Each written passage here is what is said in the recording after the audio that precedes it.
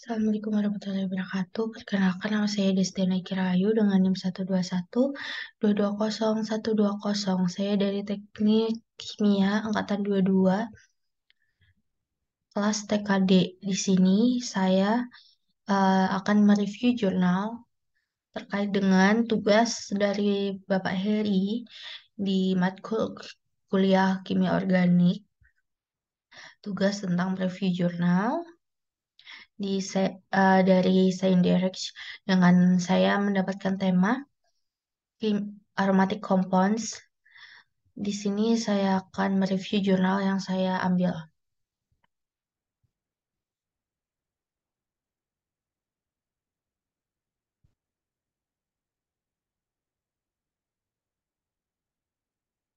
Oke, yang pertama adalah yang pertama. Sebelum saya memasuki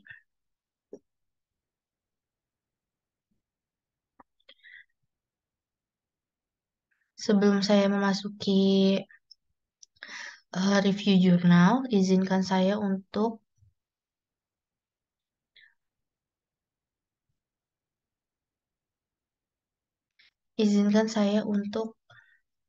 menerangkan terkait dengan senyawa organik atau aromatic compounds itu tersendiri.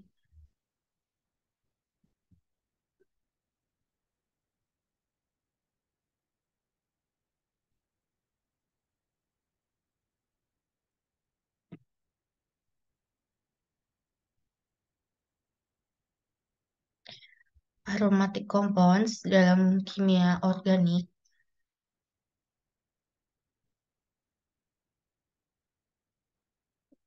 merujuk pada senyawa-senyawa yang memiliki struktur cincin yang stabil dan memiliki sistem elektron pi terkonjugasi yang khas, yang disebut sistem aromatik. Karakteristik utama dari senyawa aromatik adalah adanya ikatan rangkap ganda yang terkonjugasi dan elektron pi yang terdelokalisasi di sekitar cincin aromatik.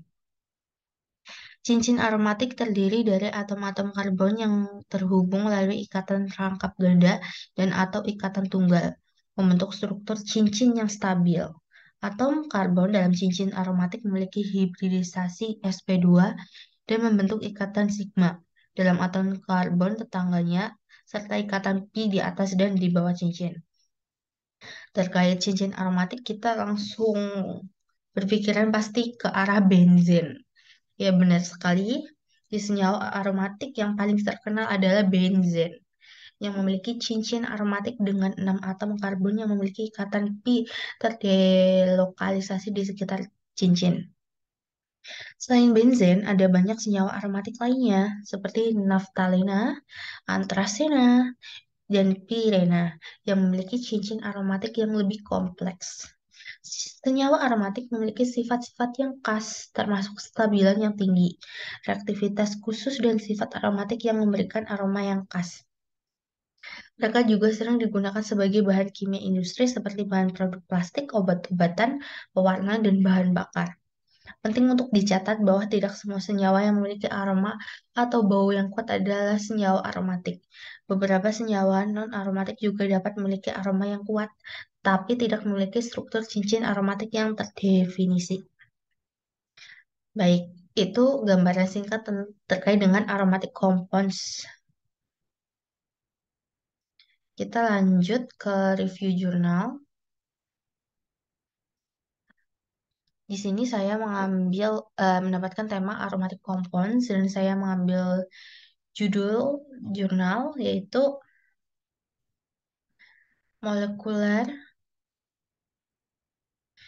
molecular characteristic core sources and mental risks of aromatic compounds in particular matter during COVID-2019. No target scanning by ultra high resolution mass spectrometry and comprehensive two-dimension gas chromatography. Review jurnal ini oleh Destiana Kirahayu. Baik, kita lanjutkan.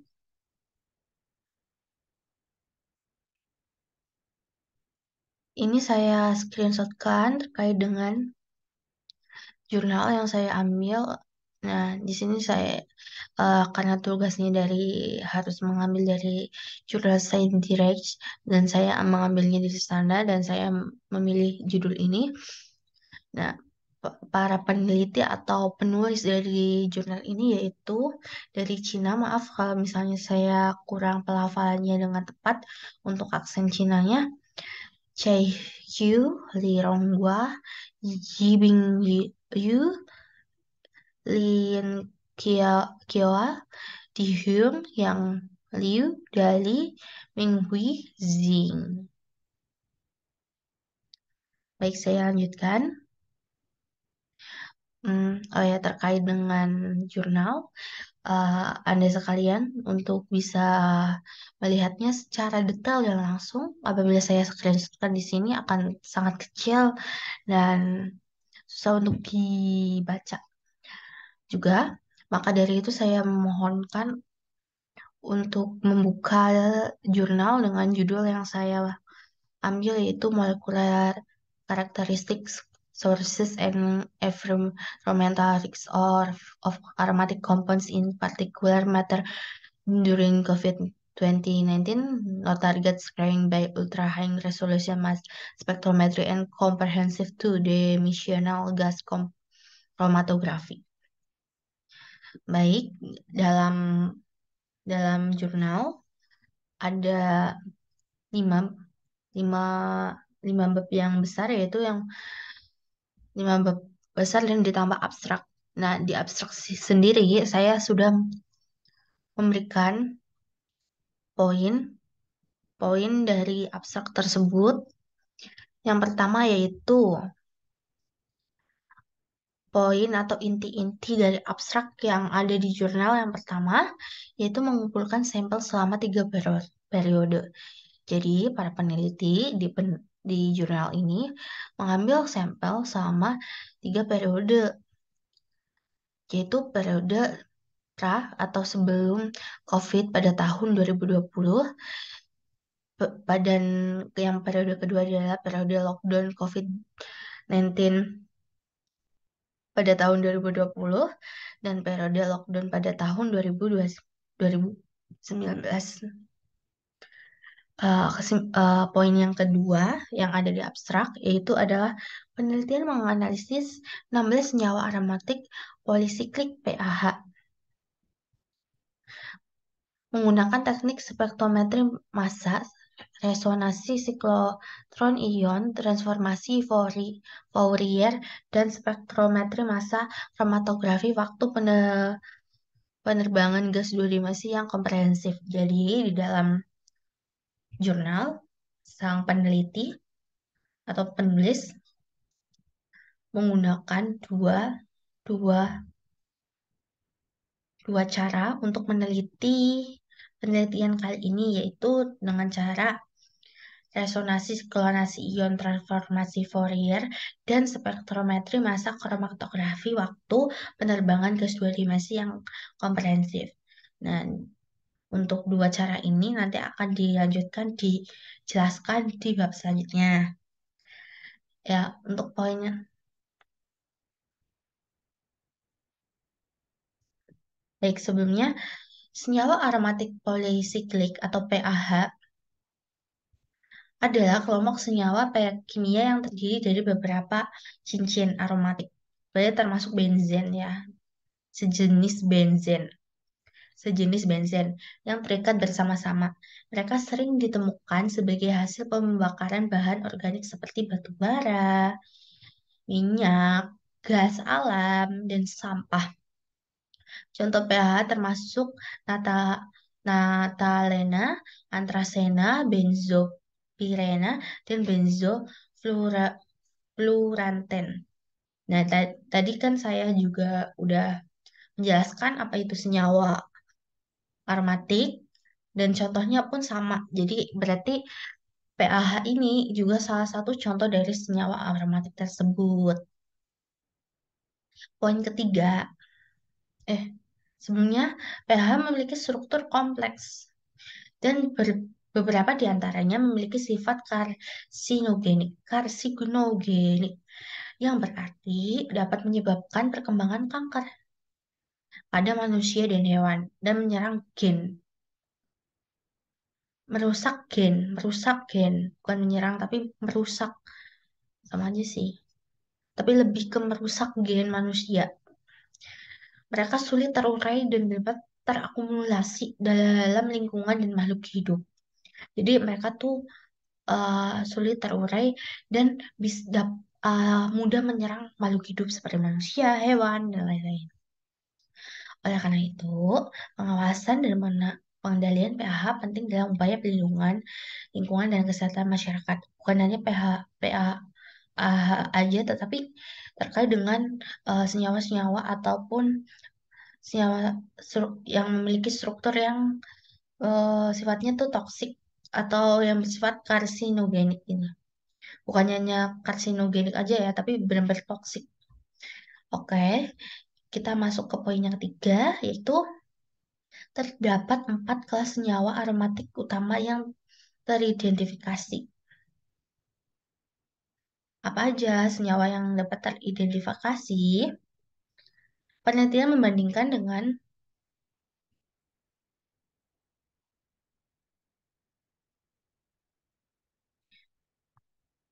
Oke, senyawa yang teridentifikasi yaitu senyawa CH hidrokarbon aromatik, CHO hidrokarbon aromatik oksigen, CH, CHNO hidrokarbon aromatik nitrogen oksidasi, dan CHOS hidrogen aromatik sulfurasi. Terus, poin keempat yang ada di abstrak yaitu penelitian menemukan peningkatan kelimpahan. Kelimpahan apa ini?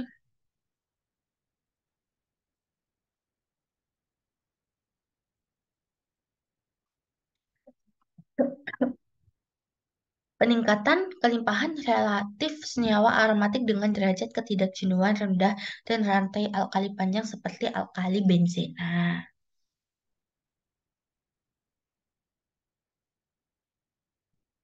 Oke, kita masuk ke selanjutnya. Poin kelima di abstrak ini adalah selama periode lockdown, senyawa CHNO menjadi senyawa utama.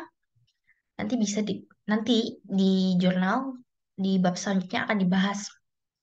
Mengapa sih CHNO ini menjadi senyawa utama?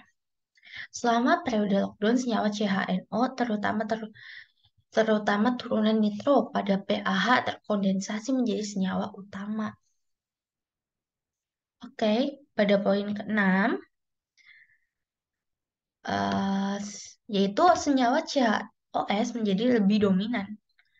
Senyawa CHOS dengan rantai karbon panjang dan derajat ketidakjenuhan rendah menjadi lebih dominan selama periode pengujian dan jumlah homolognya meningkat.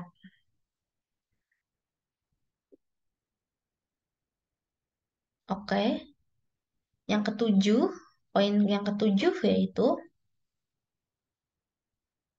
penelitian mendapati bahwa hasil bawah 5 senyawa, misalnya 1,3 dimetil pirene, piren, memiliki potensi untuk persisten dan bioakumulasi berdasarkan model EPA atau SWIT. Hal tersebut menunjukkan perlunya penelitian lebih lanjut tentang senyawa tersebut.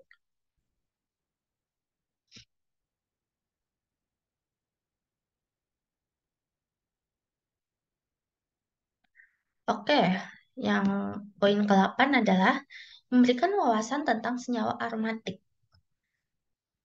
Secara keseluruhan, sang peneliti dengan penelitian ini memberikan wawasan tentang senyawa aromatik dan partikel atmosfer yang menunjukkan sumber-sumber seperti pembakaran bahan bakar fosil, emisi industri, petrokimia, dan aerosol organik sekunder. Oke, pada bagian pertama yaitu introduction atau bagian pengenalan.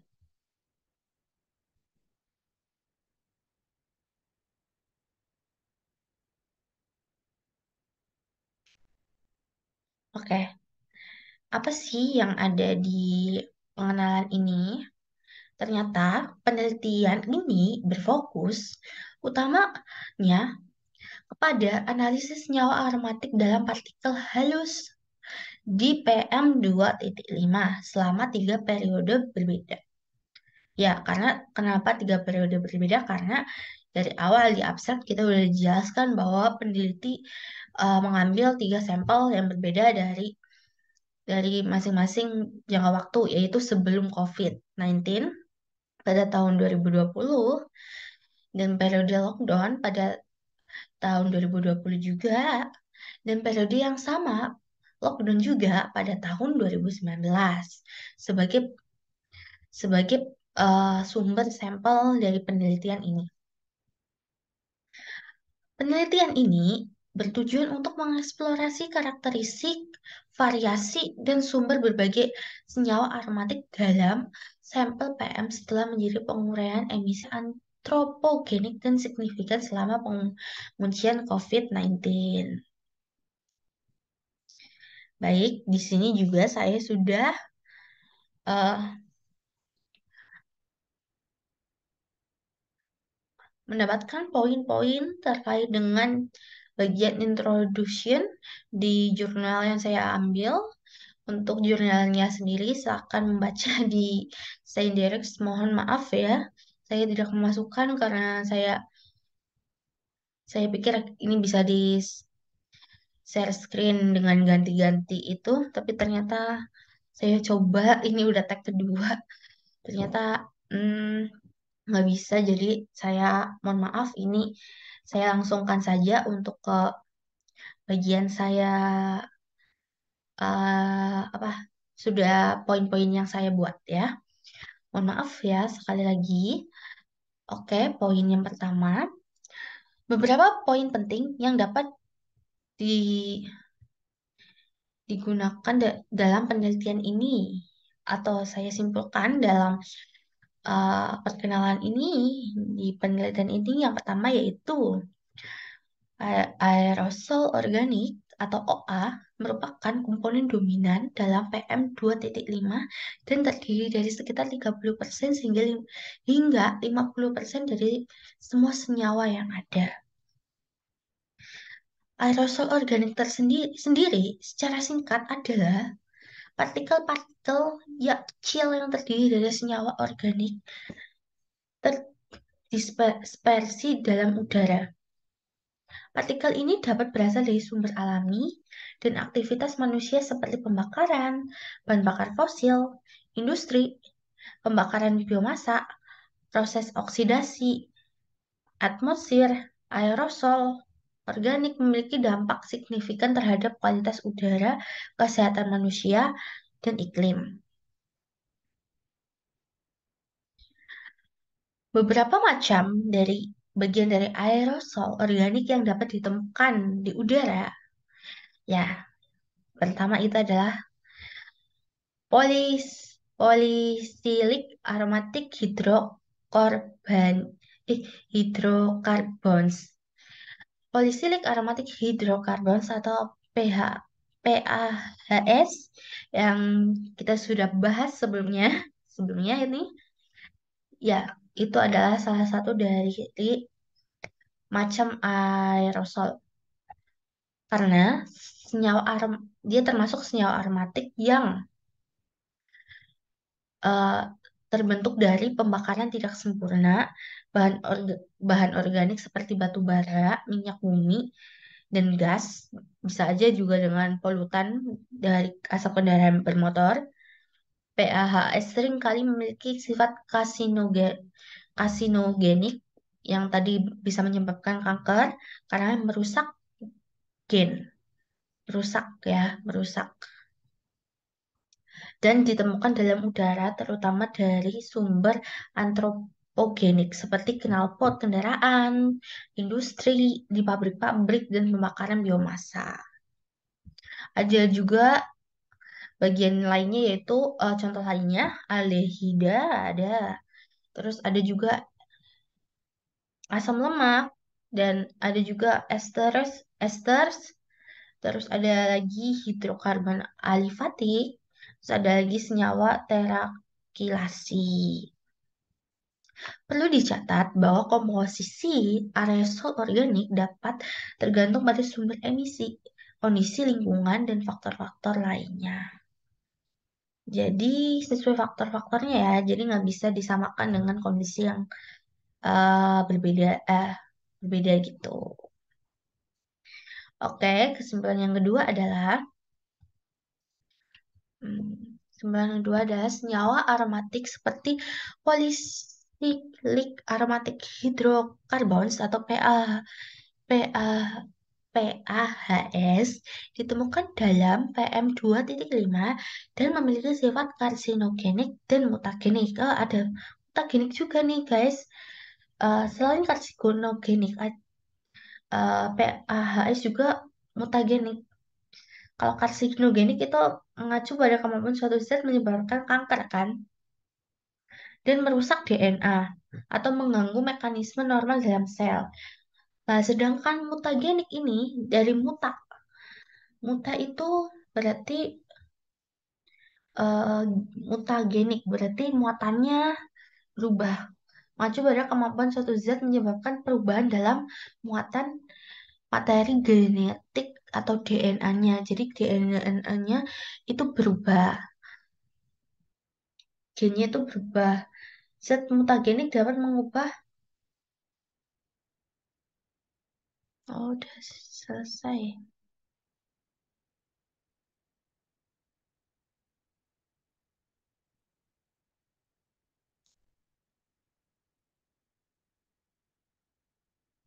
Oke, ini ada peringatan, maaf.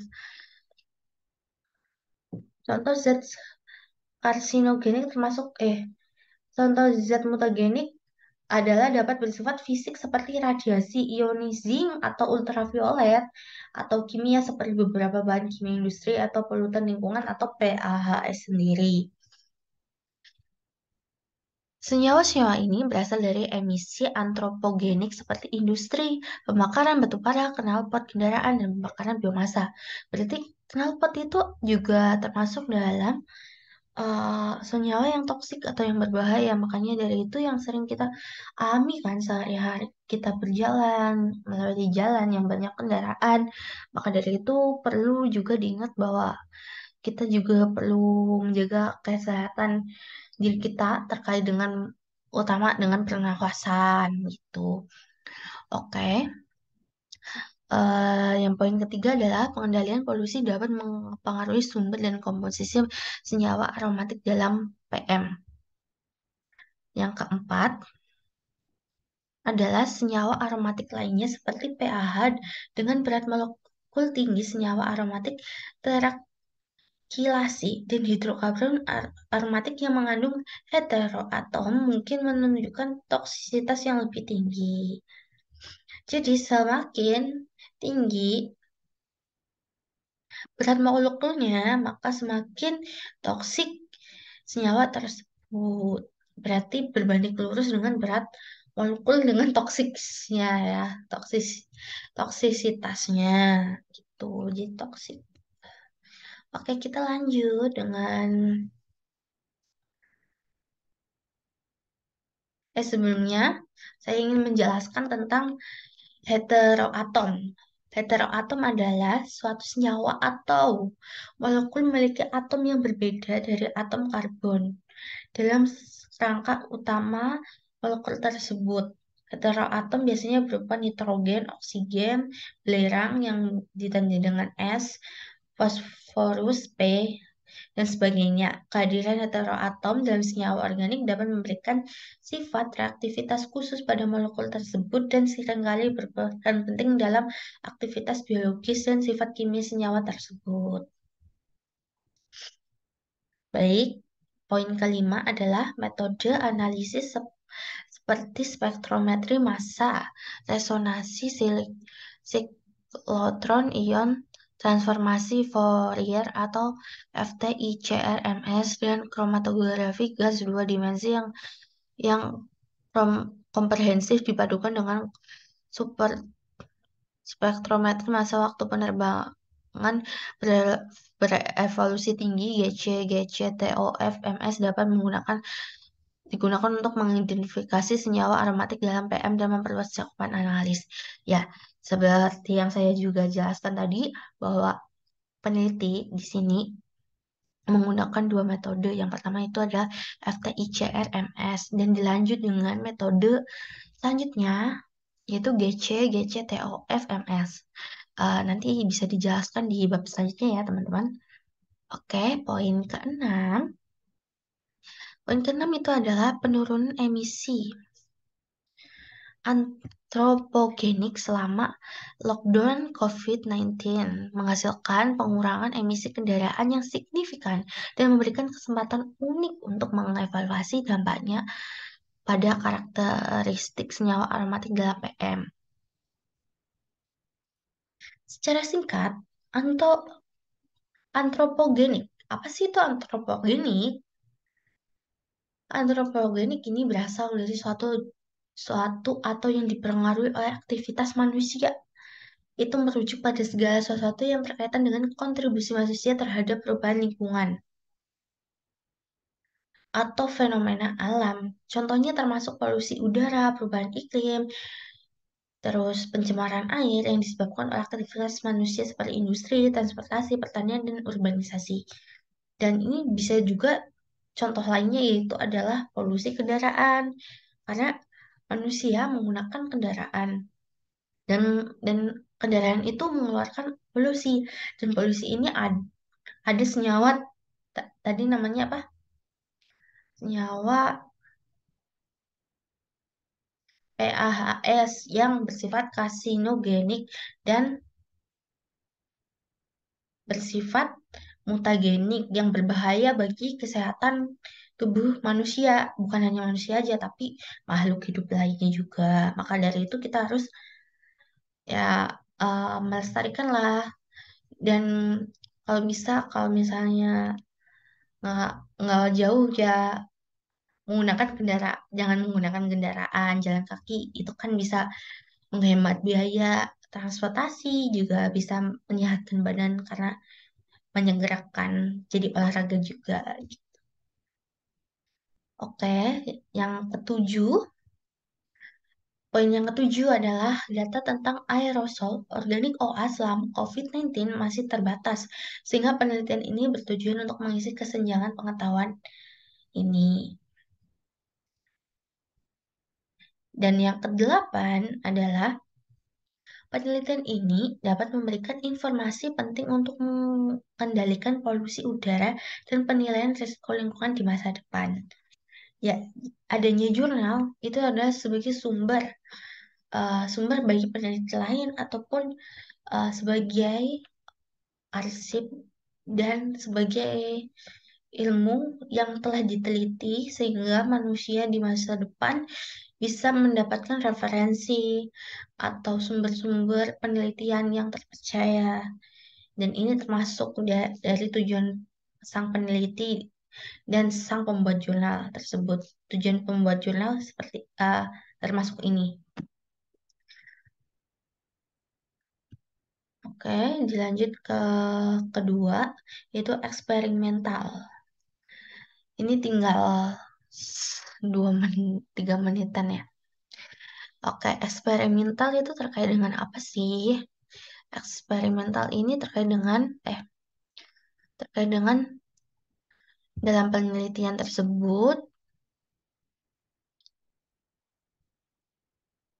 dalam penelitian tersebut dilakukan dua percobaan. Nah, tadi saya juga udah spill-spill menjelaskan sedikit-sedikit terkait dengan ini, itu dilakukan dengan dua percobaan yang berbeda. Pada sampel PM pertama, pengumpulan sampel dilakukan selama 3 periode. Jadi, sang peneliti mengumpulkan sampel terlebih dahulu, yaitu pada rentan waktu 21 Februari hingga 13 Maret 2019 dan sebelum COVID 6 sampai 13 Januari 2020 dan pada saat lockdown COVID-19 pada 20 Februari hingga 20 Maret 2020. Sampel itu dikumpulkan menggunakan penabrak kaskade volume tinggi yang disimpan pada suhu 20 derajat Celcius. Sebelum diekstraksi dengan N-heksana kromatopropmetana, setelah itu sampel dikeringkan dan dilarutkan kembali untuk analis FT-CRMS. Jadi di sini tuh pertama tuh menggunakan pelarut N-heksana dan metode yang digunakan adalah yang pertama itu adalah FT-CRMS. Pada percobaan kedua, sampel dikumpulkan dari tahun 2020 sebelum COVID, periode lockdown, dikeringkan dan dilarutkan dalam heksana 50 untuk analisis OC, maaf ini typo harusnya GC TOFMS. Proses ekstraksi dilakukan dengan menggunakan ekstraksi pelarut yang dipercepat. ASE 350 Dionex dan sampel yang terkumpul dikeringkan sebelum dilarutkan dalam heksana. Jadi di sini eh, kita lanjutkan nanti aja ya. Nanti saya terangkan tentang mengapa sih para peneliti itu menggunakan N-heksana sebagai pelarut. Dalam kedua percobaan tersebut, langkah-langkah pengambilan sampel penyimpanan, ekstraksi, dan analisis dilakukan dengan metode dan instrumen yang telah ditentukan sebelumnya. Kita lanjut ya di Zoom selanjutnya.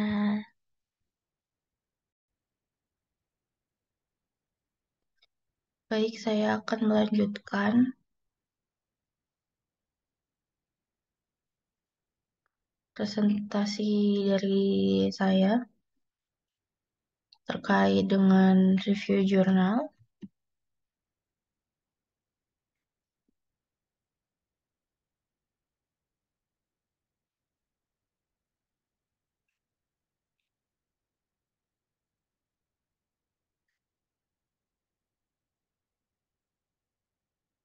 Nah, sebelumnya kita sampai di sini. Saya ingin menjelaskan terkait dengan mengapa pelarut N-heksana itu penting, dapat digunakan dalam penelitian. Karena N-heksana termasuk ke dalam pelarut nonpolar yang memiliki keterlarutan yang luas dalam senyawa nonpolar. Ini berarti bahwa senyawa organik nonpolar seperti minyak, lemak, lilin, hidrokarbon mudah larut dalam N-heksana. Karena itu, N-heksana sering digunakan dalam penelitian yang melibatkan senyawa-senyawa ini. Yang kedua adalah sifat non-reaktifnya. N-heksana adalah senyawa alifatik yang relatif tidak efektif secara kimia. Ini berarti bahwa N-heksana tidak akan bereaksi dengan banyak senyawa organik atau anorganik kecuali terjadi reaksi yang sangat spesifik. Yang ketiga adalah volatilitas yang baik. N-heksana memiliki titik didih yang relatif rendah, yaitu sekitar 69 derajat Celcius. Ini berarti bahwa N-heksana mudah menguap dan berubah menjadi fase gas pada suhu yang relatif rendah.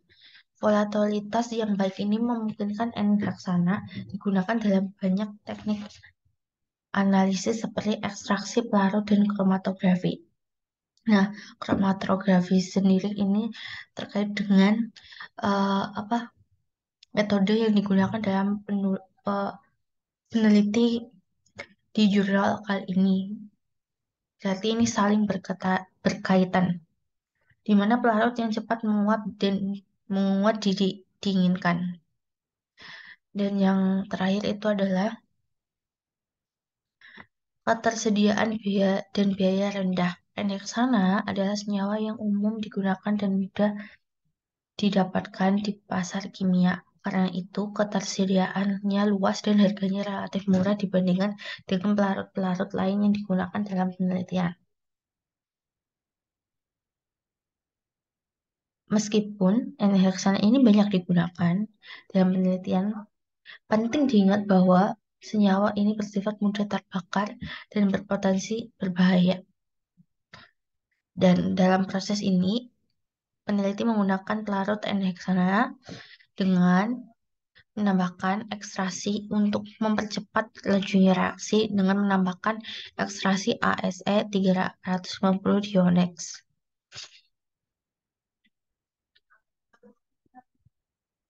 Yang ketiga ini adalah metode pertama yaitu FTICR-MS Analysis and Data Processing. Ini alat yang digunakan dalam metode FTICR-MS Analysis and Data Processing ini yang saya dapatkan dari Google. Oke, dalam sebelum kita masuk ke proses dari tersebut di jurnal, saya akan menjelaskan terlebih dahulu secara singkat alat yang digunakan dalam proses FTICR mass spectrometer ini, yaitu alat yang berupa komponen utamanya termasuk sumber ionisasi untuk menghasilkan ion dari sampel sel siklotron untuk menjadi bergerak ion-ion dalam orbit tertentu.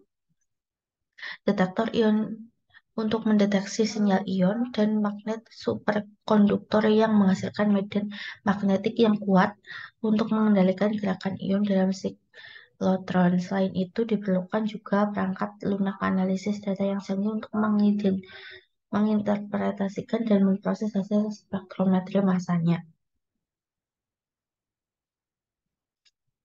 Oke, kita masuk ke dalam eh, langkah-langkah di penelitian pada jurnal, yaitu sang peneliti menganalisis dan pengolahan data di FTIC-RMS pada instrumen Solari X FTIC-RMS dilarutkan menggunakan beberapa langkah dan parameter.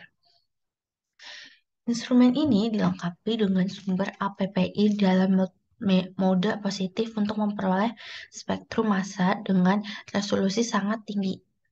Sampel diekstraksi langsung dan diinjeksi menggunakan pompa jarum suntik dengan laju alir 180 pililiter per jam. Suhu gas nebulisasi dan gas pengering adalah masing-masing 350 derajat Celcius dan 200 derajat Celcius. Ion terakumulasi selama 0,001 detik. Untuk mendapatkan spektrum akhir, dilakukan 200 pindaian dalam rentang MZ 100 sampai 800 format data 4M. Kalibrasi eksternal yang menggunakan larutan natrium format dan kalibrasi ulang yang menggunakan daftar massa referensi. Ion prekursor target diisolasi dengan disosiasi yang diinduksi tumbuhan menggunakan helium. Kemudian, ion dipindahkan ke FTIC-RMS. Ion fragmen ditetapkan dengan mencocokkan rumus molekul ion produk target dengan ion produk yang terdeteksi. Tabel jendela isolasi untuk analisis fragmentasi MS ini adalah 2 M per Z dan energi tumbukan adalah 10 F. Volt.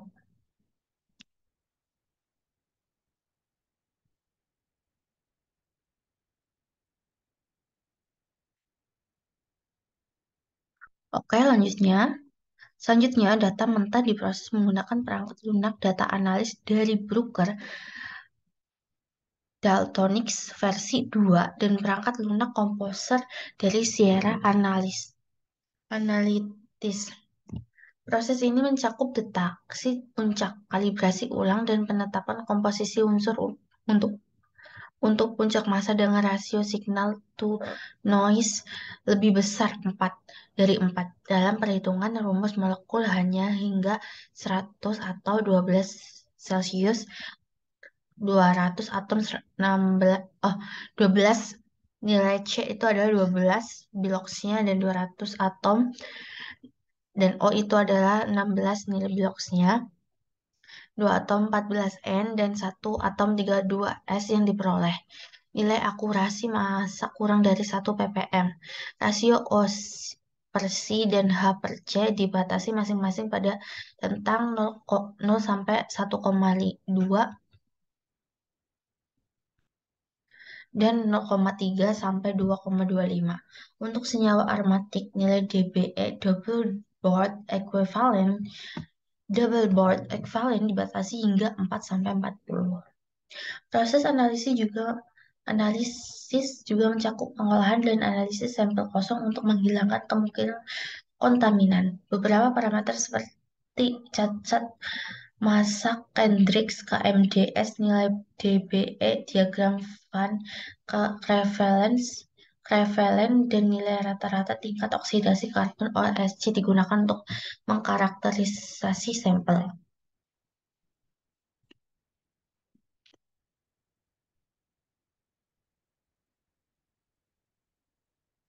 Oke, di sini tersedia tabel terkait dengan nilai rata-rata bilangan oksidasi biloxnya atau bilox karbon OSC dari CHNOSO per CH per C S per C N per C dan ekuivalen ikatan rangkap atau DBE-nya dan massa to charge ratio M per Z dari kelipatan relatif puncak massa. Di sini bisa kita melihat periode sampel pra-COVID, karantina wilayah COVID. Ini contoh waktu sampelnya, pengambilan sampelnya di waktu P1 pada 2020, P2, P3, P4, P5. Periode yang sama di tahun 2019, karantina wilayah COVID, pra-COVID. Ini berarti P1 ini sebelum COVID, karantina wilayah COVID berarti ini udah lagi COVID di P2 sampai P3, dan pada P4 dan P5-an ini periode yang sama di tahun 2019 berarti pada lockdown gitu ya, basis lockdown. Jadi di sini ada tiga, tiga kelompok ya sampel tadi sesuai dengan penelitian depan, dan ini adalah hasil-hasilnya sampai nilai DBE-nya ya sama M-nya juga. Oke, lanjut. Oke, yang keempat ini adalah GC GC TOF MS atau bisa disebut sebagai langkah kedua dari tahapan ataupun metode yang digunakan dari sang peneliti. Jadi metode yang sebelumnya ini FTICR MS Analysis and Data Processing itu selanjutnya akan mengalami metode ataupun tahapan, yaitu tahapannya GCTOFMS. Oke, ini alatnya. Hmm, ini komputernya untuk mengambil datanya ya.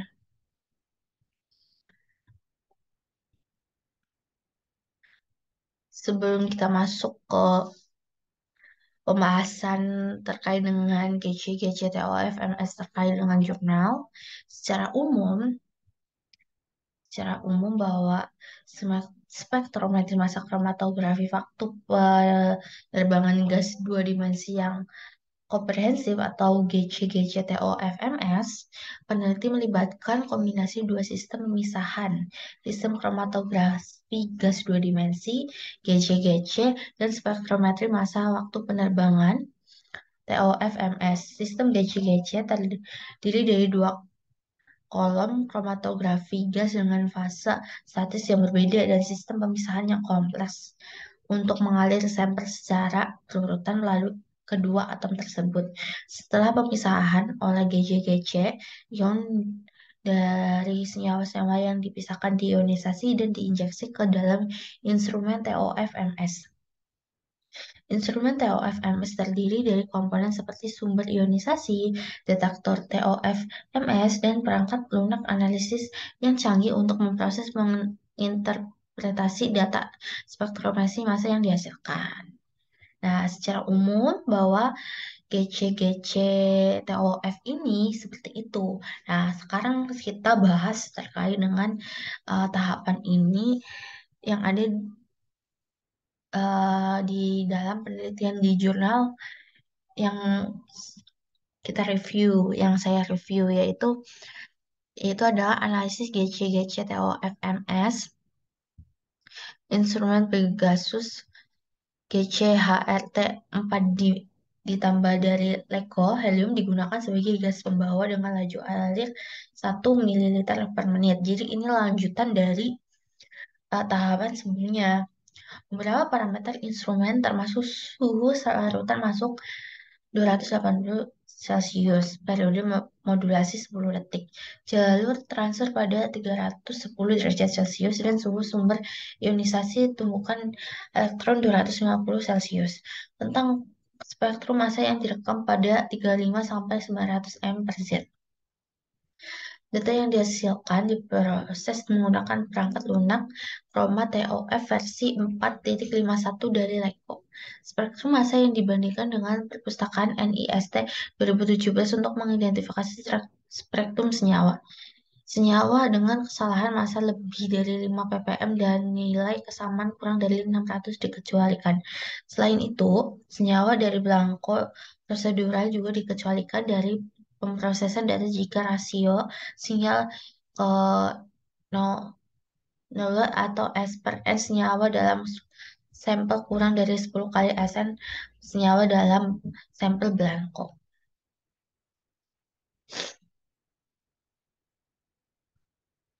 Oke, lanjut ya.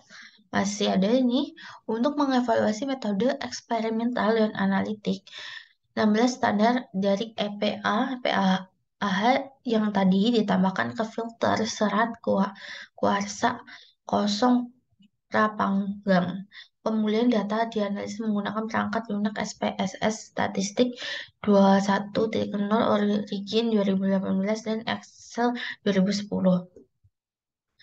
Analisis cluster hierarkis dengan metode Words and jarak Euclidean kuadrat dilakukan untuk mempelajari kesamaan dan perbedaan senyawa.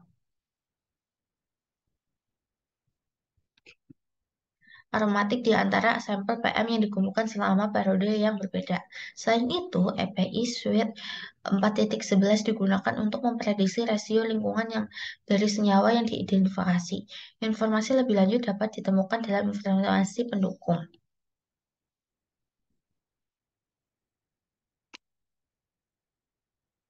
Oke,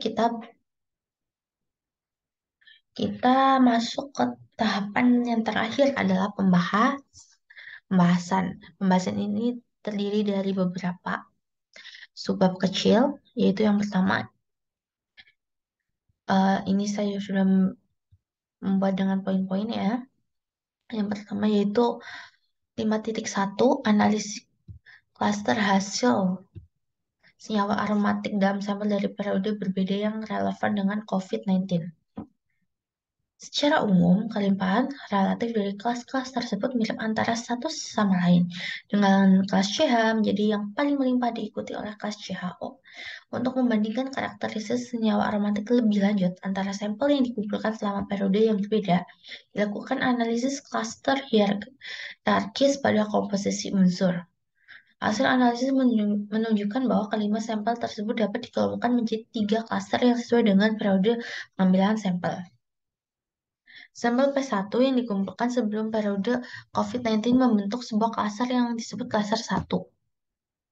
Klaster ini memiliki rasio N per Z tinggi yang menunjukkan adanya senyawa aromatik yang mengandung nitrogen N dalam jumlah yang relatif tinggi. Hal ini menunjukkan disebabkan oleh beberapa aktivitas manusia seperti emisi kendaraan, pembakaran, biomasa, dan biomasa. Nah, Klaster 1 ini tadi dari sini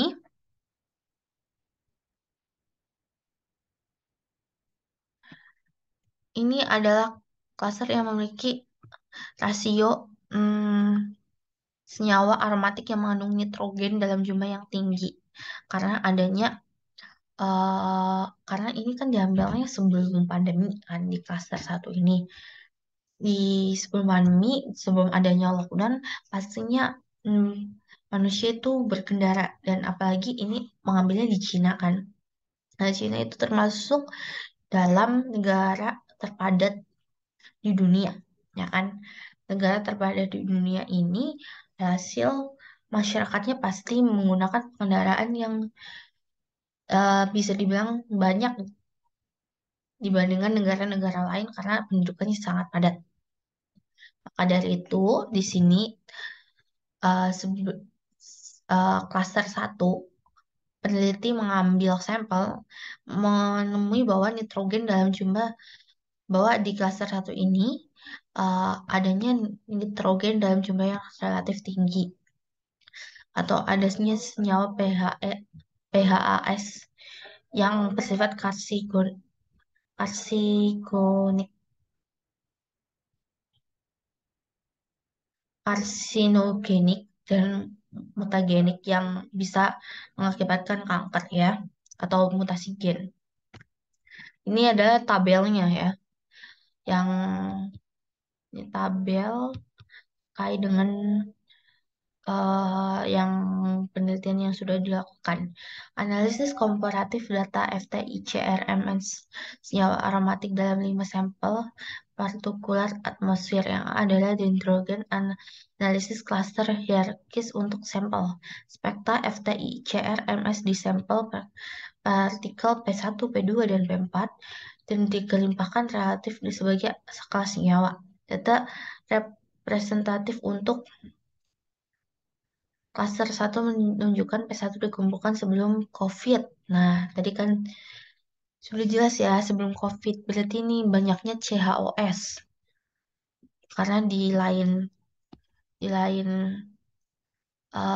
klaster satu ini kan adanya di C kan. Ini adanya CHOS nih. Yang B nggak ada, yang kuning-kuning tuh nggak ada. Terus yang klaster 2 menunjukkan P2 dikumpulkan selama pengujian COVID. B selama lockdown P2. Menurun nih, bahkan tidak ada kan. Dan di klaster 3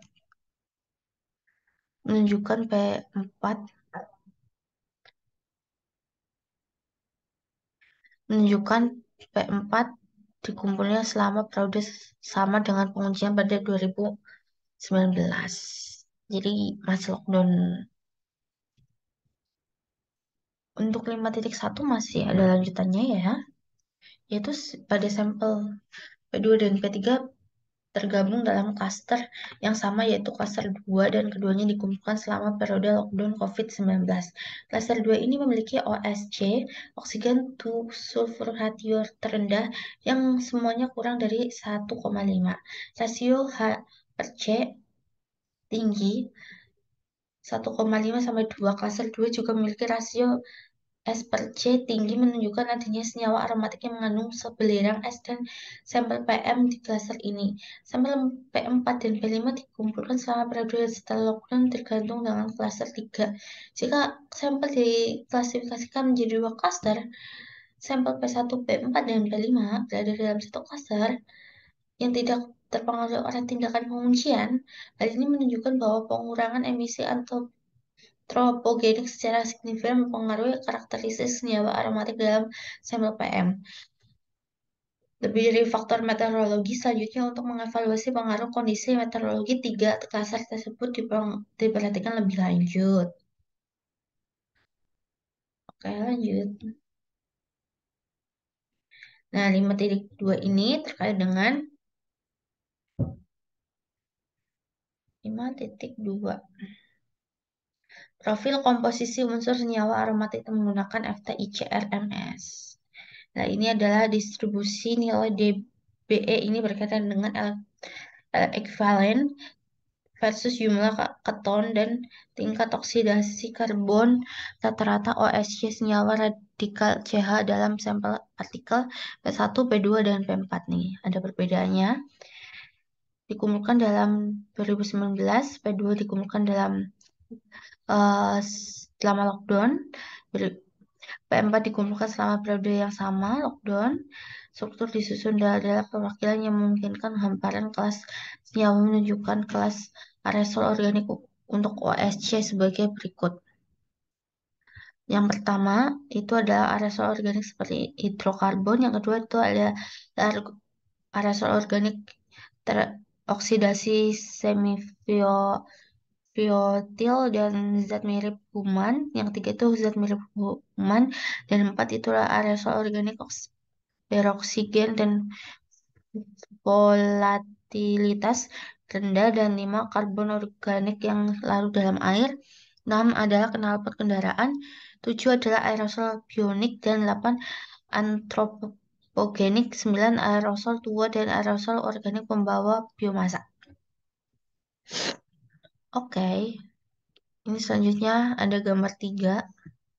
Sebelum ke ini terkait dengan plot OSC versus atom karbon H per C dan versus O per C van prevalent dari senyawa CXHO merah muda, CXHYO2 hijau, CXHY03 biru dalam sampel materi partikulat P1, P2, P4, dan P1 dikumpulkan sebelum COVID, P2 dikumpulkan selama lockdown, P4 juga. Untuk interpretasi referensi warna yang legenda gambar ini membaca dirujuk ke versi artikel. Ya, bisa lebih jelas di artikel ya, teman-teman. Oke, ini ada gambar di 5.2 lagi, yaitu gambar cacat massa Kendrick CH2 versus massa Kendrick nominal dari senyawa CHNO A dan B dan CHOS dan C dan D dalam sampel partikel yang terkumpul dalam COVID A dan C dan selama periode pengujian COVID B dan D.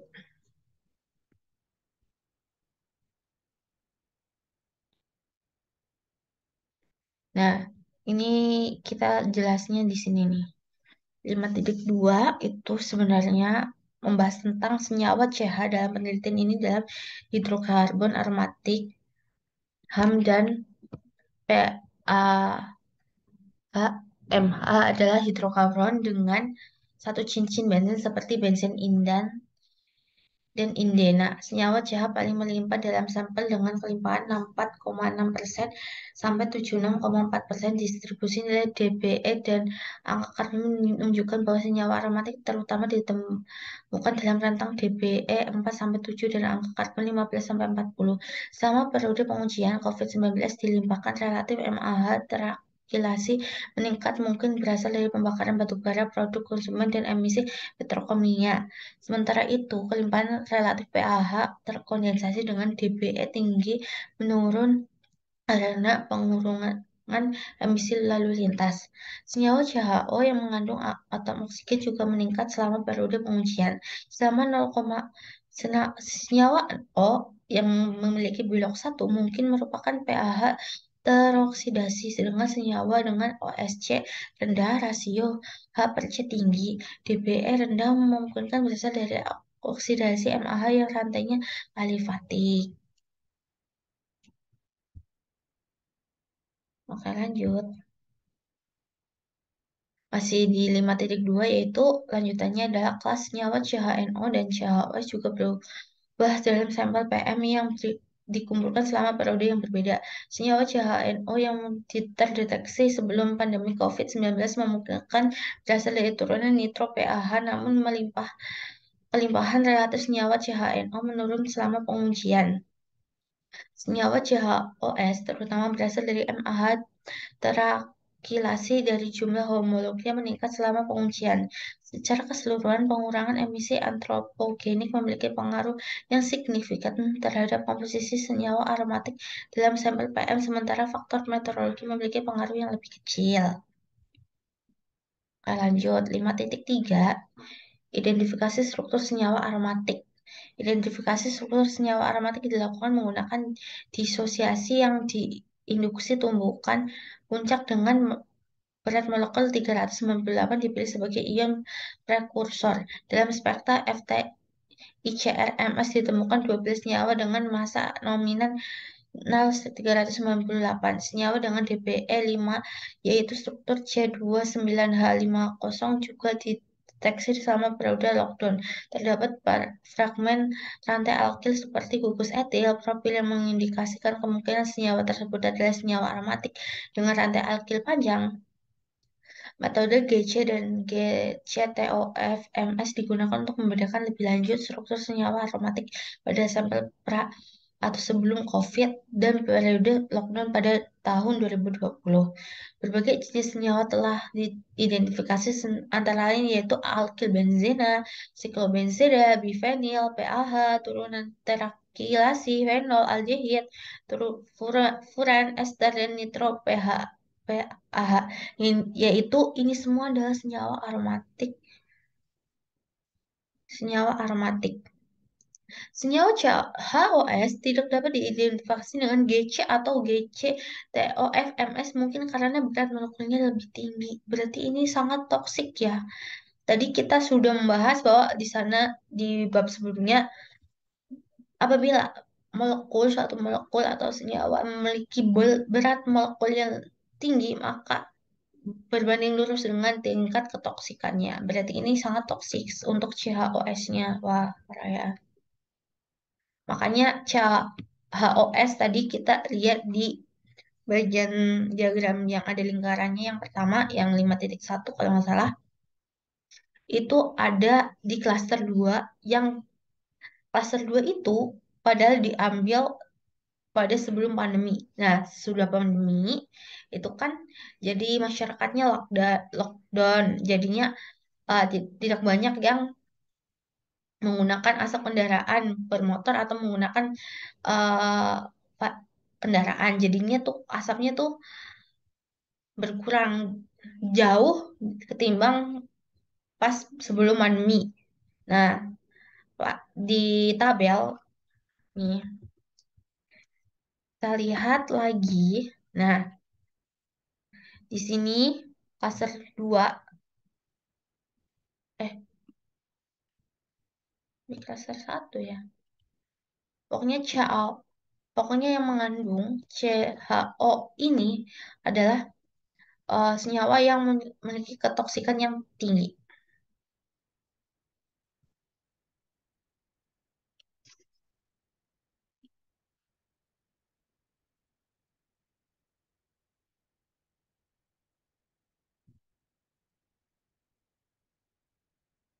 Oke, lanjut kita ke 5.3 perbandingan senyawa yang teridentifikasi pada sampel sebelum COVID dan periode lockdown menunjukkan bahwa jenis senyawa CH secara umum serupa tetapi senyawa CHO berbeda secara signifikan.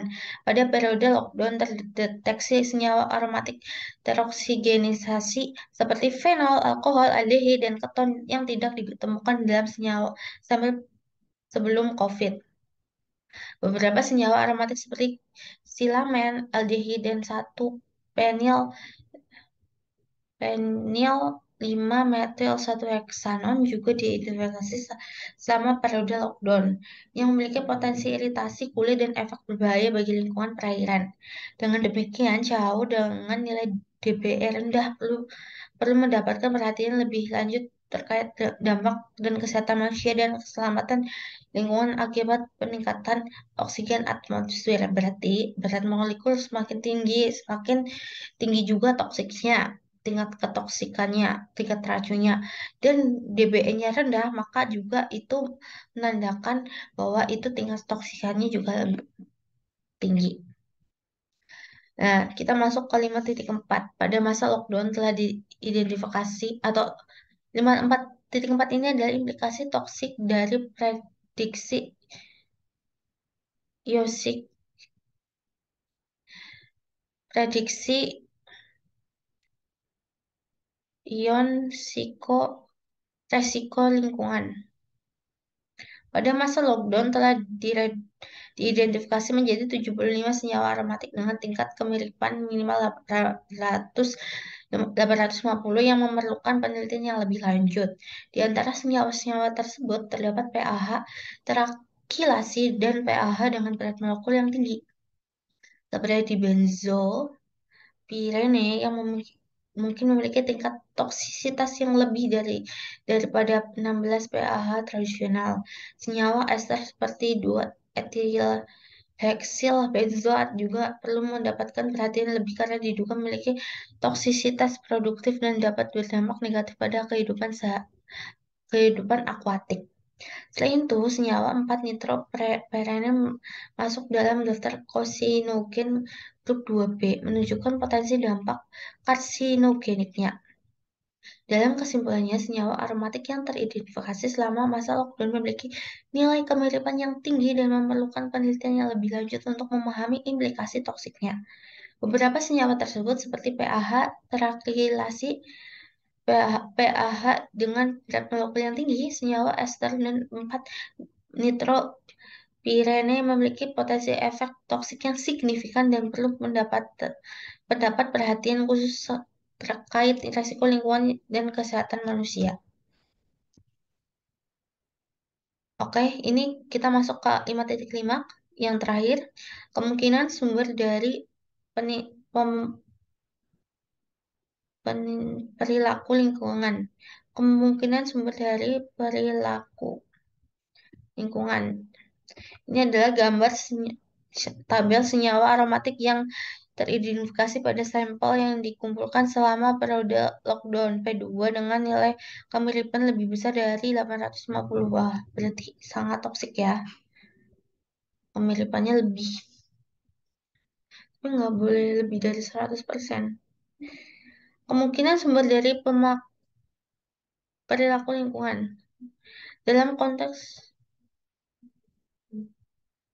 Dalam konteks sumber dari perilaku lingkungan terdapat beberapa temuan penting. Di sini saya menyimpulkan beberapa, yaitu satu, distribusi senyawa hidrokarbon aromatik CH mirip dengan senyawa lain, menunjukkan bahwa hidrokarbon aromatik dapat menjadi prekursor bagi senyawa aromatik yang mengandung heteroatom.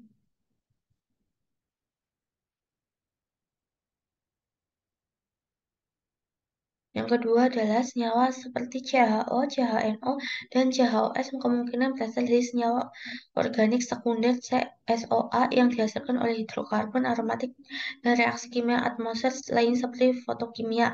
Meskipun proses pembakarannya tidak sempurna juga dapat melepaskan senyawa ini. Sebelum pandemi, senyawa aromatik polisiklik PAH utamanya berasal dari emisi organik seperti bahan bakar fosil dan pembakaran biomasa.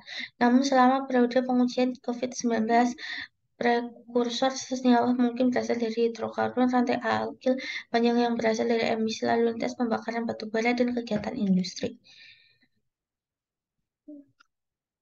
Yang terakhir, kesimpulannya, yang keempat adalah aromatik terutama berasal dari emisi organik alami OA primer dengan peningkatan senyawa yang mengandung satu atom oksigen O selama periode pengujian dibandingkan dengan periode sebelum pandemi. Penguraian emisi prekursor organik dari sumber seperti bahan bakar fosil dan pembakaran biomasa menjadi penting dalam pengendalian pembentukan senyawa aromatik.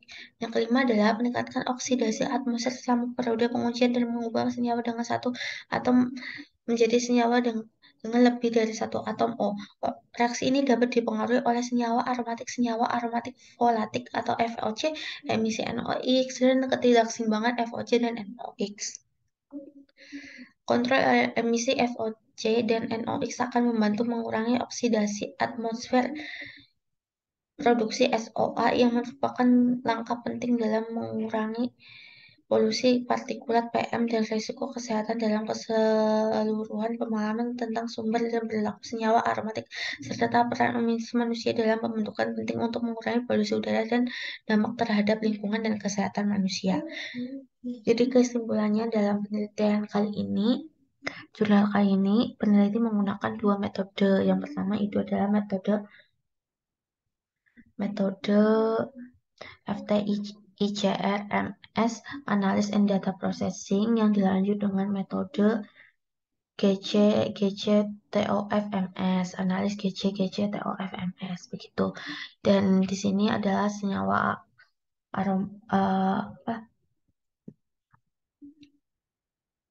senyawa aromatiknya adalah PAHS.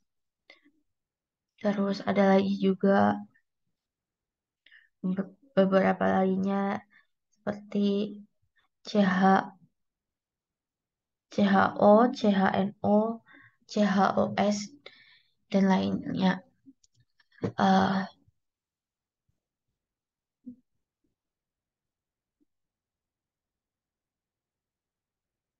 sekian, oh, sekian presentasi dari saya. Saya coba membuka terkait dengan ini. Mana ya?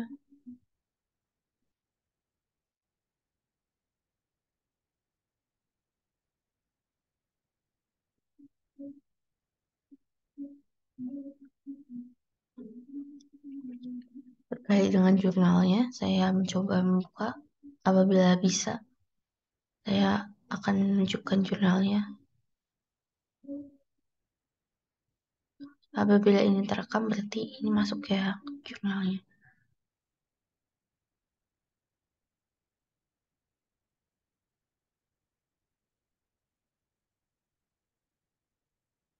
Eh, ini jurnalnya dari abstrak, introduction,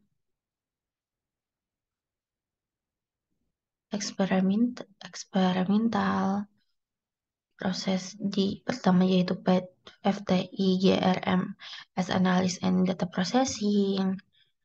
Terus selanjutnya adalah proses kedua yaitu GC, GCTOFMS analysis. Selanjutnya adalah resus and discussion atau pembahasannya yang terdiri dari 5.1-nya adalah kultur analis of FTI, CRMS, result of aromatic compounds in sample for different periods relevant to COVID-19. Terus yang 5.2 adalah elemen composition profile of aromatic compounds using FTI, IGRMS. Terus yang ketiga adalah mana yang ketiga? Yang ketiga itu adalah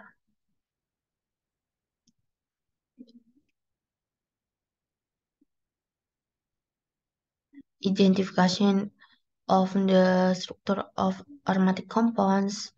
Terus yang keempat adalah toxic implementation of environmental risk prediction.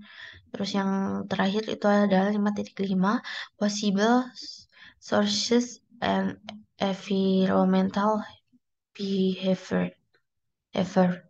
Uh, Baik, saya hentikan share screen. Terima kasih yang sudah mendengarkan. Sekian review jurnal saya kali ini. Apabila ada salah kata, salah penerapan dalam uh, review kali ini, saya mohon maaf. Apabila ada aksen dan saya menyinggung suatu hal, saya mohon maaf. Semoga adanya video ini mendapatkan faedah yang bermanfaat bagi uh, nantinya penonton yang menonton video saya, dan semoga saya mendapatkan nilai yang bagus di matkul kimia organik ini. Terima kasih. Assalamualaikum warahmatullahi wabarakatuh.